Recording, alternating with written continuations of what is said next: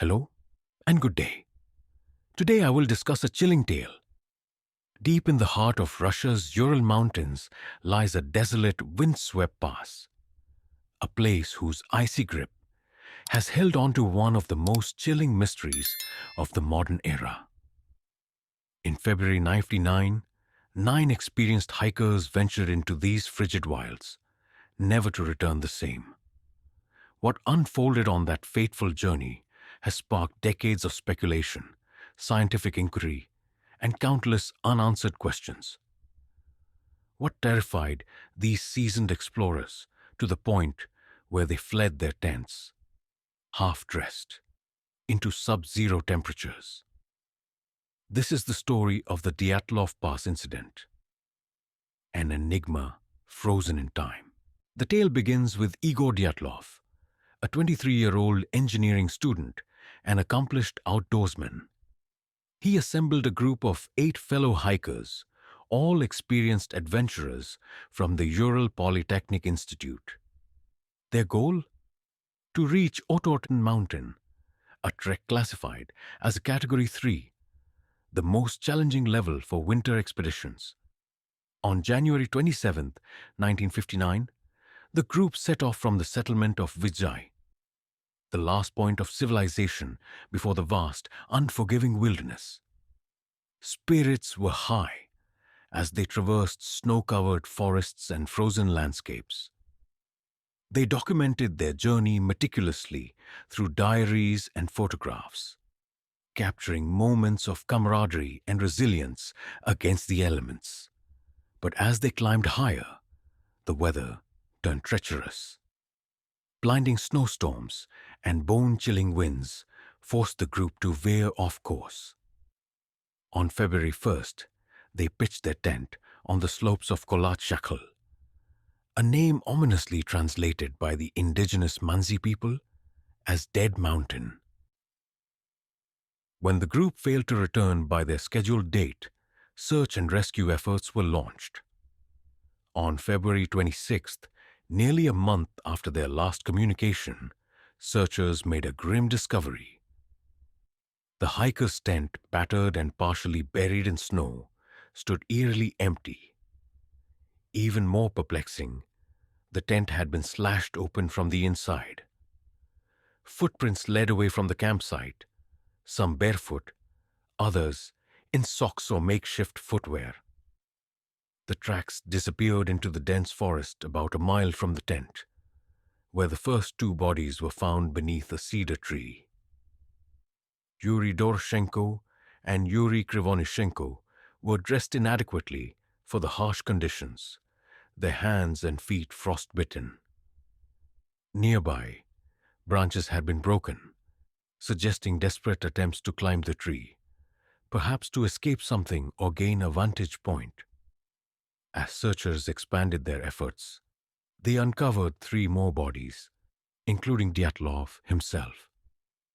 These victims were found at varying distances from the tent, their poses frozen in a grim tableau of struggle against the elements. 2 months later, when the snow thawed, the remaining 4 hikers were discovered in a ravine, their injuries more severe and baffling. One had a fractured skull. 2 others had broken ribs and internal injuries akin to the force of a car crash. Bizarrely, there were no external wounds to explain these catastrophic traumas. Even more unsettling, one victim was missing her tongue and eyes. The Dyatlov Pass incident has given rise to a myriad of theories, each seeking to explain the bizarre and tragic events that befell the group. One of the earliest theories suggested that an avalanche forced the hikers to flee their tent in panic. The abrupt departure and subsequent freezing of the group seemed consistent with this explanation. However, the absence of significant snow accumulation at the site and the location of the tent, which was cut into the slope at a safe angle, weakened the avalanche hypothesis. Another theory revolved around the possibility of a katabatic wind, a sudden and powerful downslope wind capable of creating dangerous conditions. Such winds can produce intense pressure and disorientation, possibly prompting the group to evacuate their tent urgently. Some have speculated about a military accident. The Ural region was known for secret weapons testing during the Soviet era. The discovery of high levels of radiation on some of the hikers' clothing fueled suspicions of a weapons test gone wrong. However, the radiation levels were later deemed inconsistent with typical military exposure, and no definitive evidence has ever emerged to support this theory. Eyewitness reports from other groups in the area mention seeing glowing orange orbs in the sky on the night of the incident. This has led to speculation about missile tests or other aerial phenomena. While intriguing, no concrete links have been established. There is also the theory involving infrasound, low-frequency sound waves that can be generated by particular wind conditions. Some researchers propose that these waves may have induced panic and hallucinations among the hikers, leading to their irrational behavior. A less grounded but persistent theory suggests an attack by wild animals or even encounters with cryptids native to local folklore. However, the lack of defensive wounds or signs of struggle largely discredits these ideas. The indigenous Mansi people, who have a deep spiritual connection to the land, were briefly suspected, but they were known to be peaceful and cooperative with outsiders. Furthermore, no evidence of foul play from human assailants was found. Despite these varied theories, none fully account for all the peculiarities of the case, such as the severe internal injuries, the missing body parts, and the scattered locations of the bodies. The Dyatlov Pass incident remains a perplexing puzzle that continues to captivate investigators and enthusiasts alike.